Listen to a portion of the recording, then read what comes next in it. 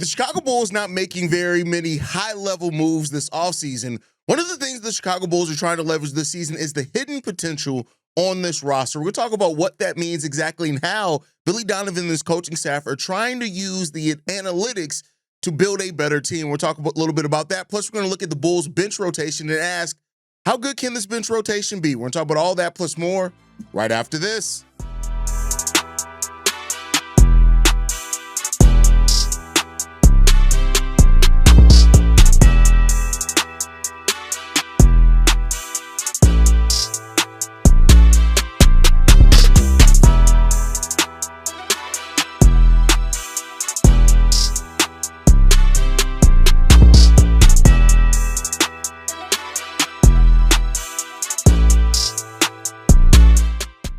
What's going on, Bulls fans? Welcome to another episode of Chicago Bulls Central, your number one spot for everything Chicago Bulls related. I'm the host, Hayes, but more importantly, you guys can follow the channel at Bulls Central Pod on every social media platform we happen to be on. With that said, let's go and get into this content for today, y'all. So, as you guys know, I'm an analytics person, right? I like to look at the analytics. I like to look at that and try to look at how things are going to play out for the Chicago Bulls. And in doing so, found a couple of interesting statistics with some Bulls players and overall the team and their offense overall. And I'm looking at how that can play into what the Bulls are trying to do next season as a team. One of the things we've talked about a lot over the last couple of weeks is just how the offense for the Chicago Bulls is in a really good spot based off, you know, the way and the changes they made last year. Of course, the way they finished the season last year offered up a lot of promise for what this team could be. Now, they have to show it and prove it over the entirety of a year before we can say that that's going to be any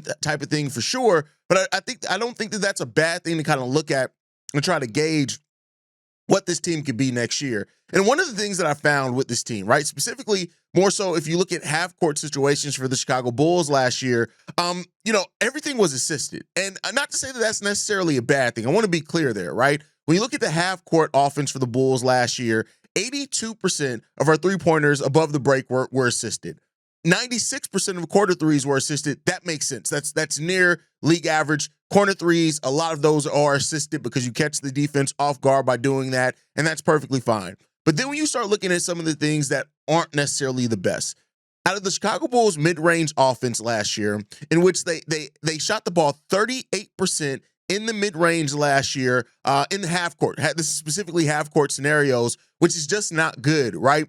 50% of the Bulls' buckets were unassisted. 49% were assisted. It's about 50-50 there, right? And I think that does show you need better half-court creation, and that's one thing that the Bulls' offense lacked last year. You look at in the paint as well. 62% of our paint offense and in the half-court situations were assisted. Not necessarily the worst there. I'm not saying the worst. The field goal shooting percentage was 49% in the paint. You got to be a better a team than that in the half court, in the paint. Then you look at the restricted area, 62% of our buckets there were assisted, good. 61% field goal shooting percentage. You like that to be in that restricted area.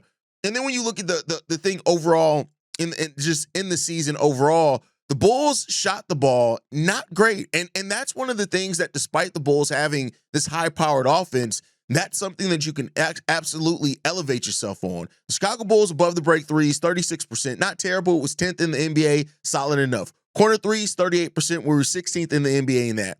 Mid-range, again, mid-range. 36% overall shooting mid-range last year, which was 30th. Dead last in the NBA last season. And that's overall. That's where you need to get better at. And that's where, when you look at it over the last couple of years before last season, we had DeMar DeRozan, master of the mid-range. He was going to create for himself in there. He was going to get that going. The Bulls last season, not only in half-court situations, but overall, just did not attack the mid-range enough. Now, I know that the mid-range is not something that a lot of teams focus on in the NBA. I get that. That's kind of where the modern game's going. We're taking more threes. We're taking less in mid-range. We're more in the paint. We're more, in the restricted area. That's where you like to be at. If you can get to those places, that's what you like to get.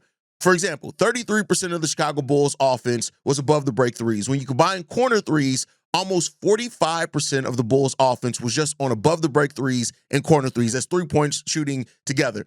The Bulls were less than 7% in the mid-range last year. Less than 7%.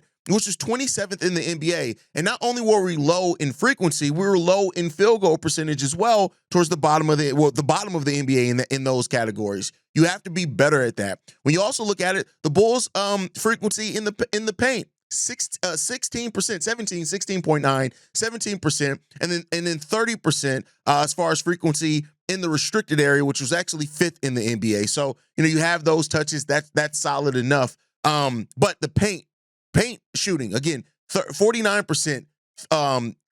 Okay, it was decent, right? In the restricted area, 63%. That was 26th in the NBA.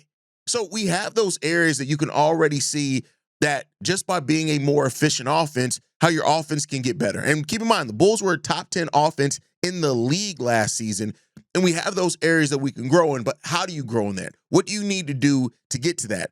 That's when you start looking at the players that you acquired here and the style that you want to play.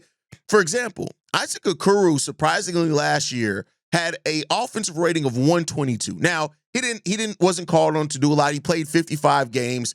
But when we talk about this team looking at untapped potential to really increase this team and where they at, that's one of the things that they're hoping for. When you look at the analytics for Isaac Okoro, even though the volume isn't there, he actually had a positive net rating of 12.5, which would have been very high up on the list of Chicago Bulls overall net ratings last year. So the Bulls are helping with that type of player that they're going to increase in that area, and that's perfectly fine. If you want to do that, that's good. Now, can he keep the efficiency with the volume? That's one of the things we're going to be looking at with Isaac Okoro. Another player that last year, of course, we're looking to have step up, but with Matas, it's different. Let's look at the flip side with Matas and defensively last year.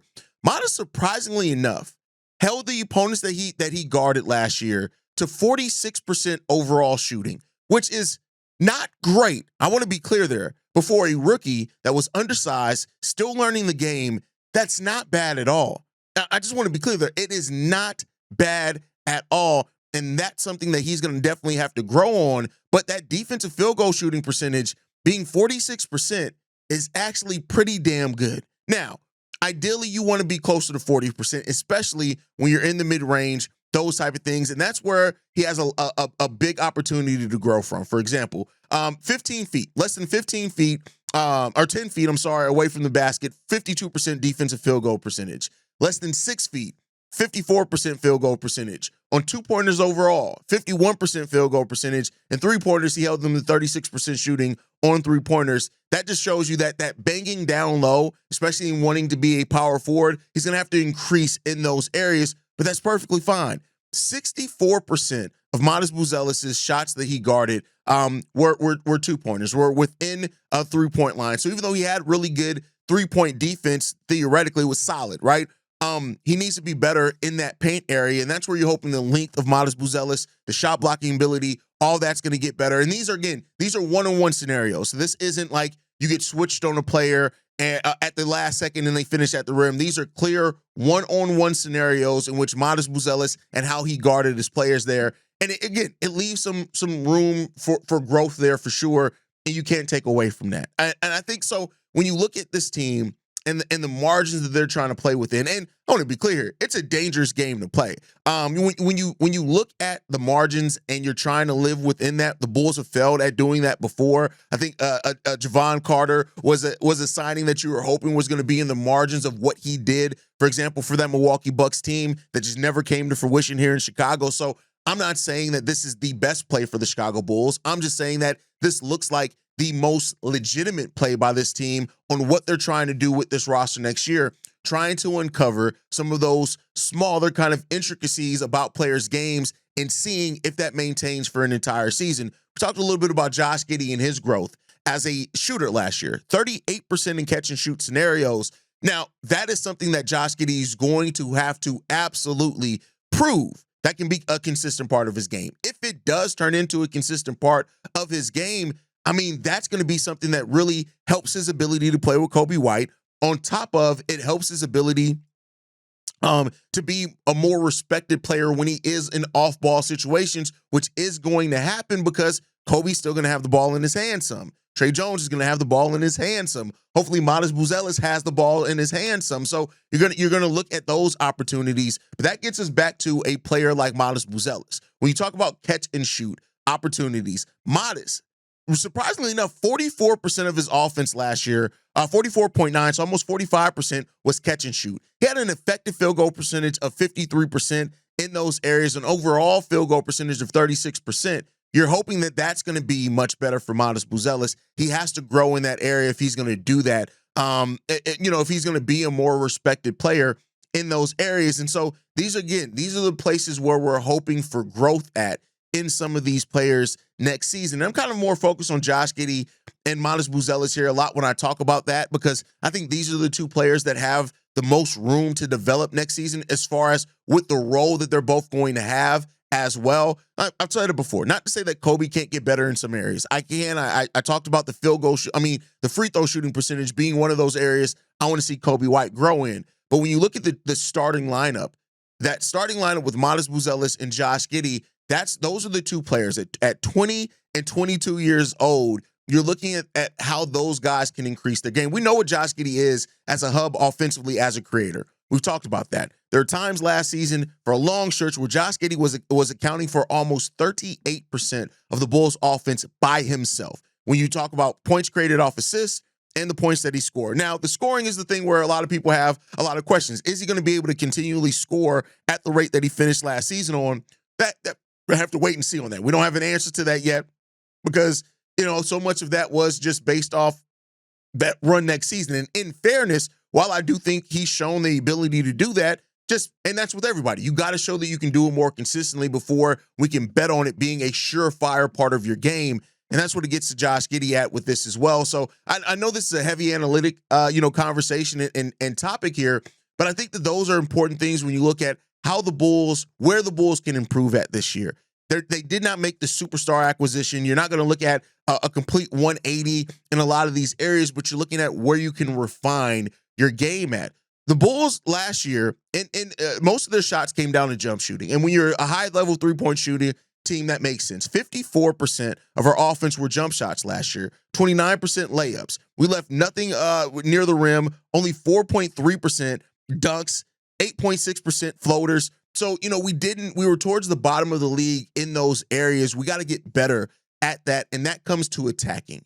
And this is something where this team did not do a good job at last year, is attacking the paint. We all saw it. We saw it. Like, there were times where we got into fast break, and rather than attack the paint, try to get a free throw, get to the foul line, put teams in position, put the opposing teams in position to get into foul trouble, we settled for jump shots on the outside. I get it that we want to be this three-point shooting team. That's modern. It's going to happen. There's nothing you could take away or change really in that. We're going to try to do that. But in clear situations, you got to attack the rim a little bit more. And so I think we're seeing where the Bulls, we know where the Bulls can grow defensively, right? And adding a player like Isaac Okoro and Dosunmu back to this team and what they can do as point of attack defenders, I think that's going to be really good for this team. Again, we're not going to take the defensive leap that I know a lot of us want to see, because that's what really can make you a really good team in this Eastern Conference, but there's that refinement defensively.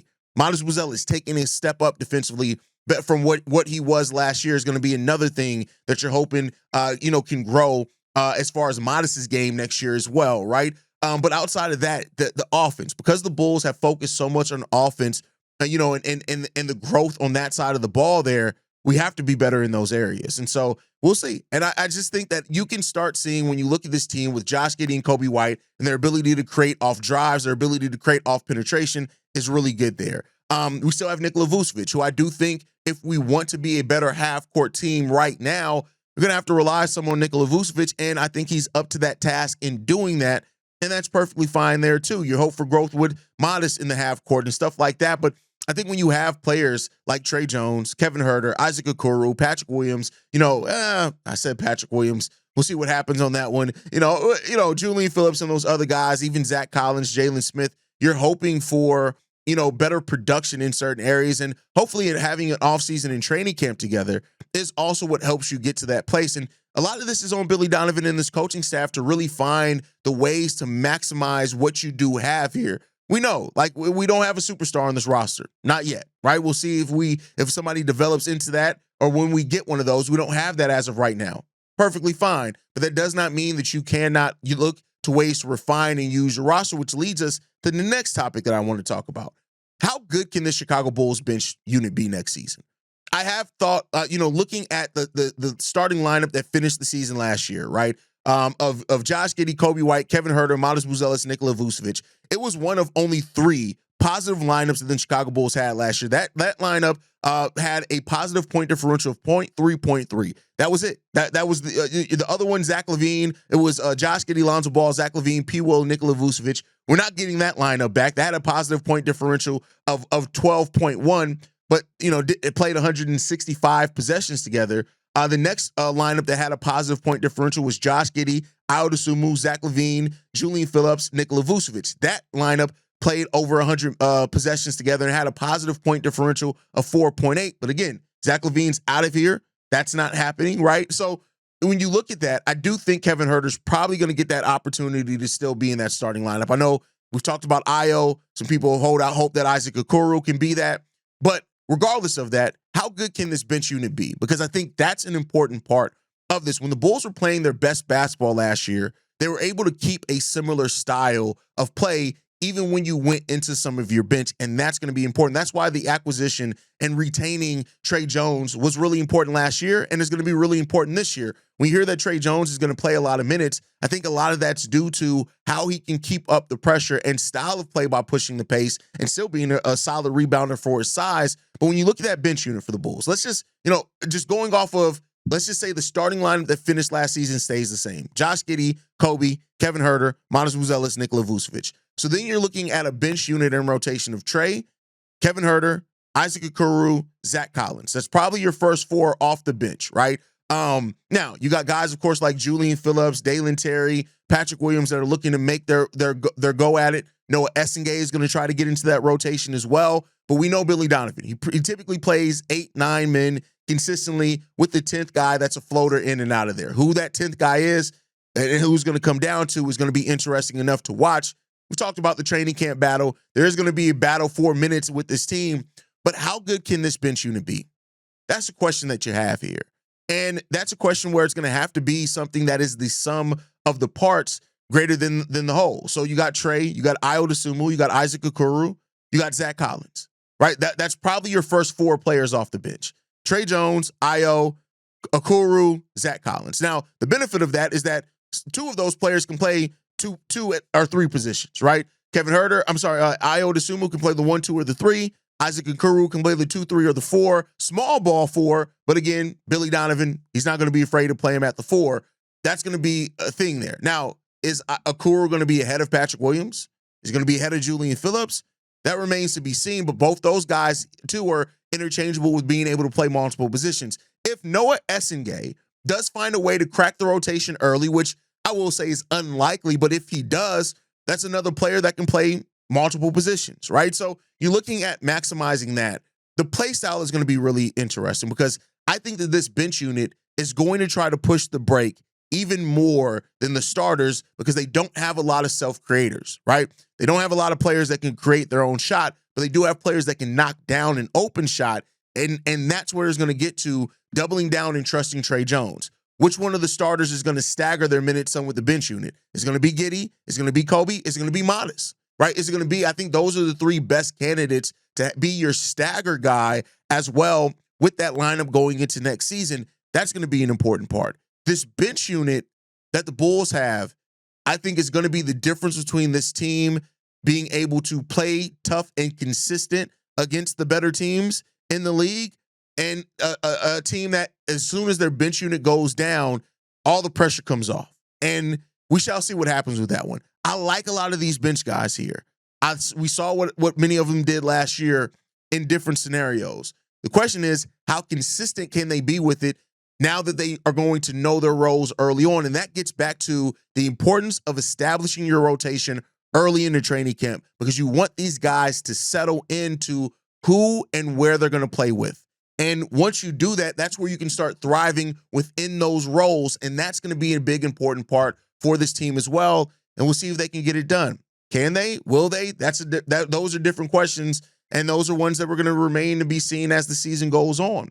So let us know what you guys think on that down below. Last topic here. And I'm going to steal this from my boys over at the Cognac Boys podcast, the Shy Bulls podcast with the Cognac Boys. they asked the question, could Matas Buzelis win Most Improved Player of the Year? And I already know what Matas winning something like that would do to the fan base. And keep in mind, Most Improved Player of the Year has basically turned into the player on a rookie scale contract that has the best season. Sometimes that's basically what that award means. It's not always universal in that, but there is that. You know, we saw a guy like Kobe White where he should have won Most Improved Player. He didn't, right? What will Matas have to do, right? What would he have to do to win the Most Improved Player of the Year? I like to go to what Matas did post All-Star break because we know post and pre All-Star break were two very different players for Matas Buzelis with different opportunity. Post All-Star break, he played in 27 games. He played 26.9 minutes per game, so basically 27. Shot the ball 46% from the field and 36% from three. He averaged 13 points, 5 rebounds, 2 assists, 1 block per game in post All-Star break. So let's just say at base, he comes into the season as a starter day one and can put up those numbers. To be Most Improved Player of the Year, you're talking about Matas must, at minimum, average 16 to 17 points per game. And I just don't know if that's going to be here for him. He averaged post All-Star break 10 shots per game last season. You're looking at him needing about 12 to 13, maybe 14 shots to get there unless his efficiency shoots through the roof, right? I just want to see a Matas Buzelis that continues to refine his game. I want to see him take steps, maybe in some areas that aren't the counting stats, namely defensively. But I think while we know that the future of the Chicago Bulls in a lot of ways hinges on how good of players does Noah Essengate and Matas Buzelis turn into. They're your two youngest players on this team. How much they actually turn into for you is hugely important to your future. And I would love to be able to come in here and say that I see Matas Buzelis winning Most Improved Player. I just don't think the Bulls are going to turn him loose all the way yet. I foresee that coming in year 3 based off how year 2 goes.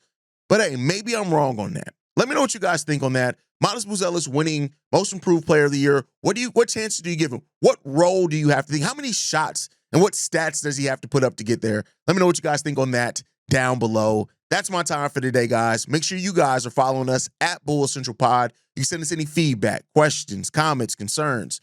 bullscentralpod@gmail.com. Lastly, if you want to leave a text message and our voicemail for the mailbag, the number to do so, 773-270-2799. We are the #1 spot for everything Chicago Bulls related. That's thanks to you, lovely and beautiful people. And like I like to end every episode on, go Bulls. Love you guys. See you right if you can, y'all. Peace. This has been a presentation of the Break Media.